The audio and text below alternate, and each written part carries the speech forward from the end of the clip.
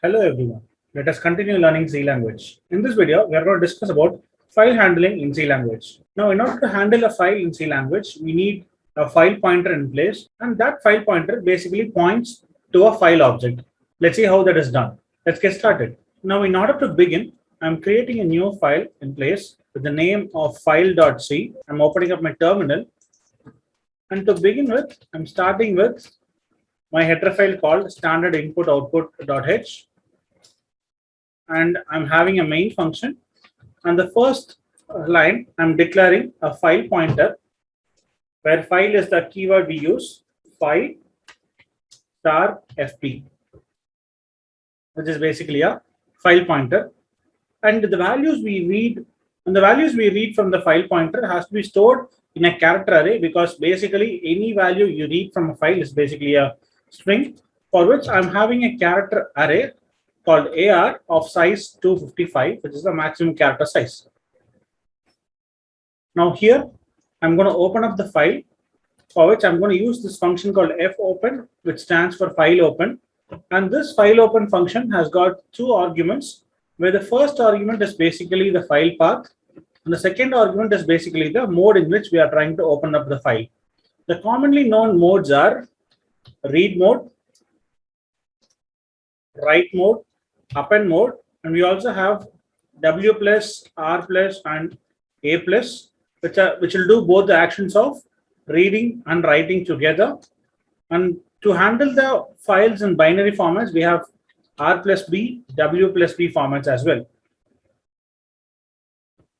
Now here, let us only try reading the file. I'll use a file which is in the same directory, maybe any one of the C programming file which we have written already. I'll call it as hello.c.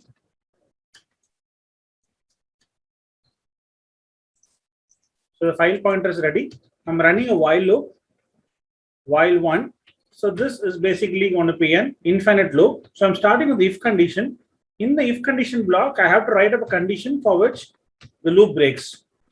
So the loop breaking condition is nothing but we are going to use a function called fscanf, for which I'll pass three arguments. The first one is the file pointer and a string which represents the format in which I have to read the files, %s, comma, followed by the array name AR. If this is equal to end of the file EOF, then I'll break the code. Else what I do, I just print the value on the screen, printf %s/n, comma, AR, after which I'll just return 0 from the main function and close it as it is done already. Let's clear the screen. Let's compile it. File.c -o file. So there are no errors. When I run the file, you could very well see the file program is getting printed, but there seems to be a smaller problem here. And you could see that these values are read separately. Printf hello is read separately, and world is read separately, which are supposed to be on the same line. When I open up the file, you could be able to see hello.c file. Now look at the way it is here, and look at the way it is being printed here. Whenever there is a space, the values are taken to a new line, which means while reading the scanf statement, I should read along with spaces. I should break only when there is a new line character, for which I'll make a smaller change to the format specifier here, which is %cap/n, which is until /n.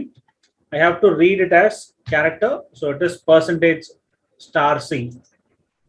With this change, when I compile it and run it again, I read the file in the way I wanted it.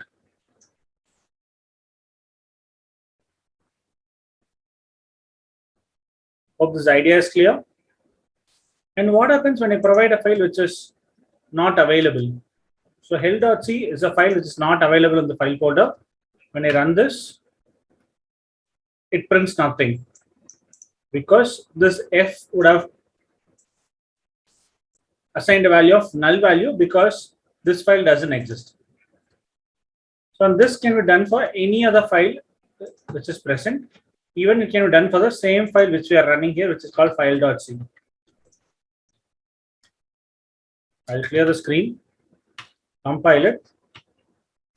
When I run this This is the same program which we have it here, which is being printed to the screen. Hope this idea is clear. Now, as you could very well see, we are using a fscanf statement, which is basically a formatted scanner statement for file systems.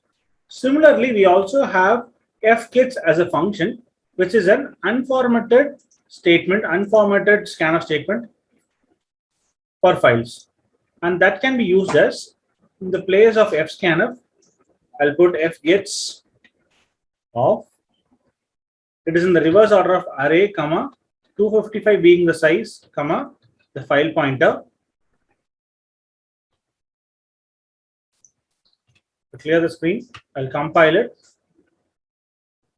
Comparison between a pointer and an integer. So I cannot compare the whole file to the end of the line.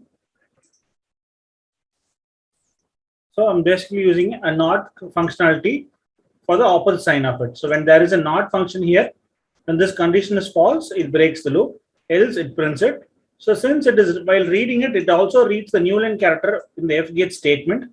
There is no need of printing a /n in place. So I'll remove the /n. When I compile and run it, you could very well see the file getting printed. So there are two alternatives for this line you can write. The alternative code, I'll write it one more time. Now let us talk about the difference in these two lines. If fscanf of array, comma, the format %s, %cap/n, %*c, comma, first argument is a file pointer and the last argument is the array. If this is equal to end of line, I'll break the statement. Else I'll print the value, which is %s/n, comma, ar.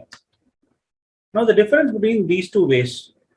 When you use the fkits function, the function returns a constant character as a return type. So you have to negate it to check whether it is read or not. That is, it has reached the end of the line or not. And the fscanf statement returns the number of characters that it has scanned from the input using the fscanf statement. So we can compare it to the end of the EOF line. So these two are literally similar. And there is a smaller change in the 8th line and the 11th, 12th line, what you're printing here. Now in the 12th line, there is a need of me to print /n character, where in the 8th line, there is no need of printing /n. Reason being is pretty simple. The fgets also reads and stores the /n in the array. But this fscanf statement, since the criteria says until new line character, so the moment it looks at the new line character, it stops reading the input. So it stops storing the value of /n onto the character array. Rather, fgets stores it. So that is a difference we see in these three lines, and that is why I have to print the new line character in when we use fscanf statement, and there is no need of printing /n in terms of fget statement. So I'll compile and run it one more time for you to understand. So things are done pretty simply here, and this is all about fopen statement in terms of reading action. When you talk about writing it, when you are opening the file in a write mode, I'll give a file called new file.txt.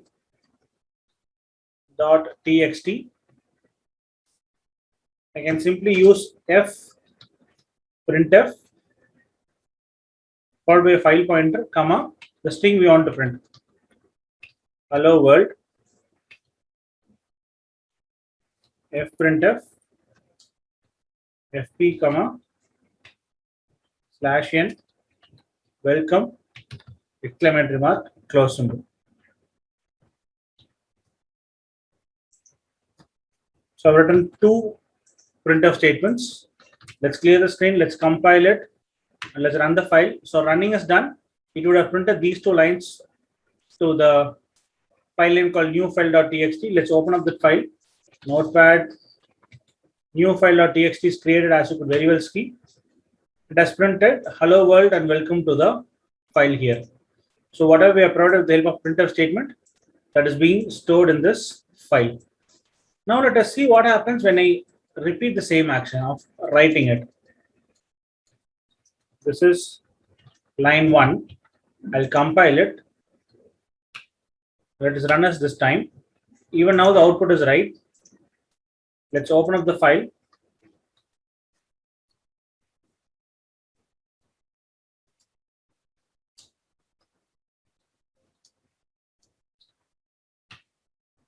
Now, as you could very well see, it has replaced the existing file with the newer file. That is why the first one, hello, is gone and it has replaced it.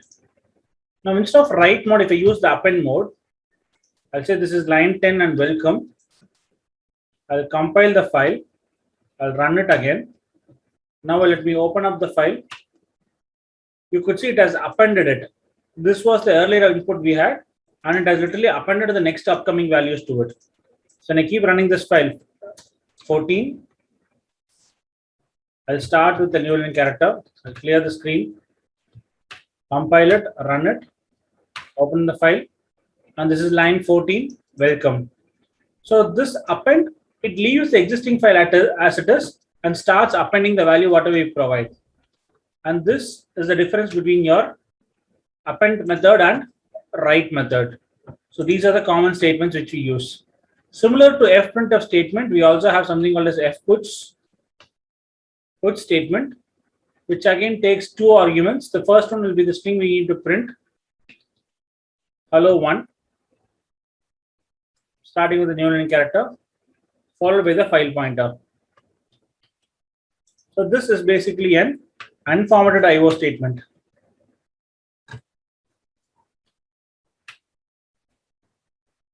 So this is basically an unformatted IO statement. It is stored properly.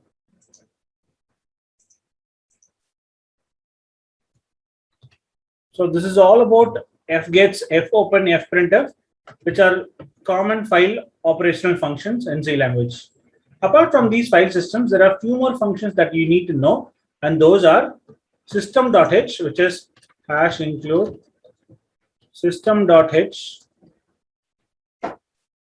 where we can use this function called system of, which takes a string as an argument.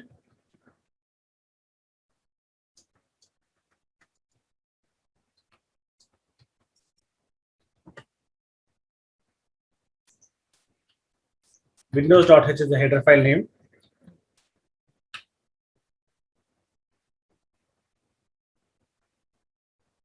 I'm compiling the file. Let's see what happens.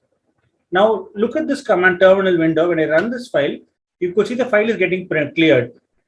Now, instead of CLS, I use this command called ls. I compile the file, and when I run it, this is basically running the ls command here. These both are the same executions which we do, and this system is basically a function which executes whatever we provide here as a system command, and that is the use of system function here. Hope the ideas of C language is clear to you. See you in the next language. Until then, happy learning. Thank you.